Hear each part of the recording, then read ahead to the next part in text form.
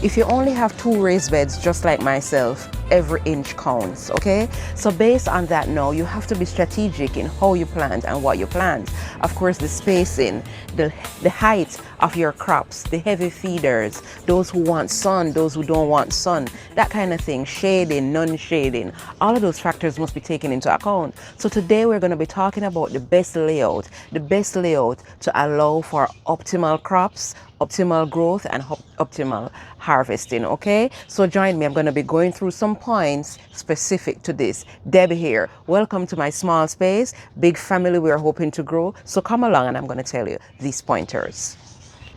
Sun orientation. This is the first thing you must take into account, okay? I have 2 beds here and I have trellises. I have 1, I have 2, and I have a 3rd makeshift one. However, my planting is specifically done to meet how the sun sets within the small space.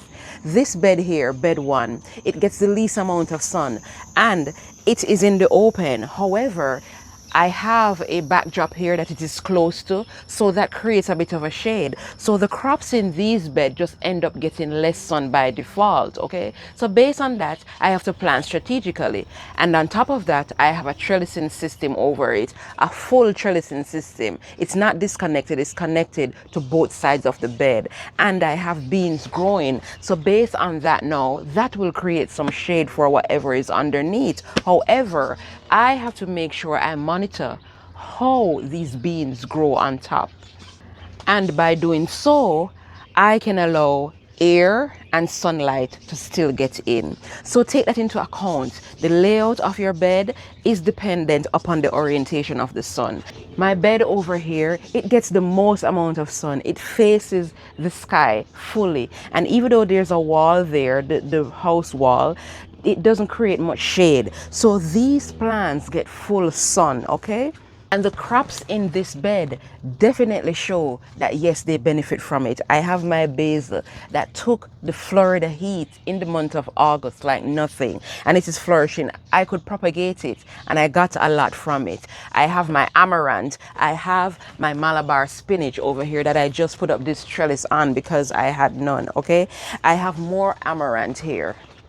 I have okra plants that want the sun. So these plants definitely benefited from open sun. I have peppers going as well, okay? So your layout for optimal plant, optimal growth, and optimal harvesting is dependent upon the orientation of the sun. So take that into account, okay? The other factor we're going to go into is trellising. Just as I mentioned before, vertical trellising. If you don't have space to go across and spread out, your best bet is to go above. And that is exactly what I did here. You can double, triple your spacing just by adding trellises. So I can now have peas, I now have cucumber, I now have a melon growing that would not be facilitated, at best at least, by just planting these and leaving them to run. And of course, some of these crops, they benefit more. One thing I'm going to point out, my Malabar spinach over here, I just put it up on this trellis. But I want you to know something. When the plants are not on their ideal setting or thing that they should have, I had it just running, it was just free flowing. So if you notice at the base of the plant, the leaves are bigger. The leaves of these Malabar spinach is much bigger and broader because it was fine. But because it didn't have anything to anchor on, they got so small. They got small and fine. So now that it has something to establish itself on, the leaves will grow to its best capacity, okay?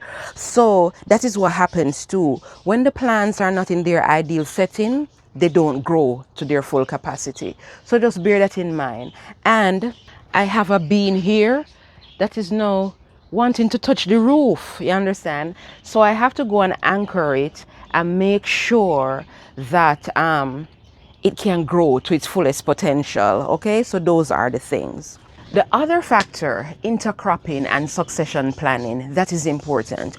I know you'd see it every month on TV, what to plant now, what to plant here, what to plant there. Yes, it is important because there are seasons and there are different crops for different seasons. Some crop prefers the heat, some prefers the cold, some prefers warmer soil, so you have to facilitate that.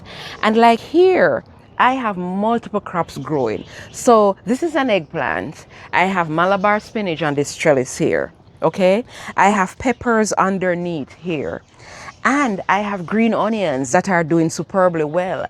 And remember, some of these plants function as good companion plants, good pest control. Check out my companion plant video, and I listed all of the ones that I have in my beds, both beds. I have bays at the corner here to, fend off certain pests. I have thyme going on right here.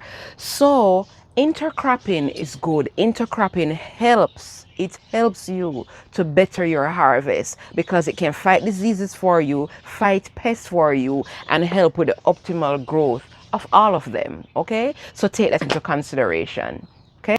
The other thing I want to talk about. Now, you've seen this bed? This bed now, even though this trellis is fully over the bed, I have openings in front and at the back. You need optimal airflow to go through. So even though these peas up top are doing a great job, you need to make sure that the plants underneath are getting optimal airflow. The other thing is edge management, okay? Select crops that can still grow down low even when you have plants up high, established, because you have certain crops like strawberries.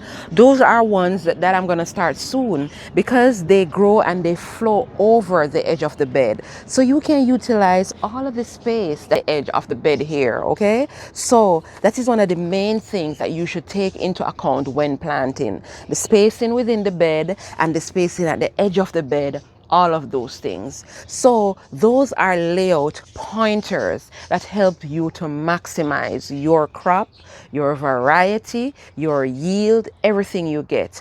So tell me, how do you manage your small space? Of course, you may have something way bigger than what I have, which is quite fine, but are you managing it? Are you planting efficiently and effectively for higher yields? Okay, these are the small pointers that I use and the things that I do to facilitate this.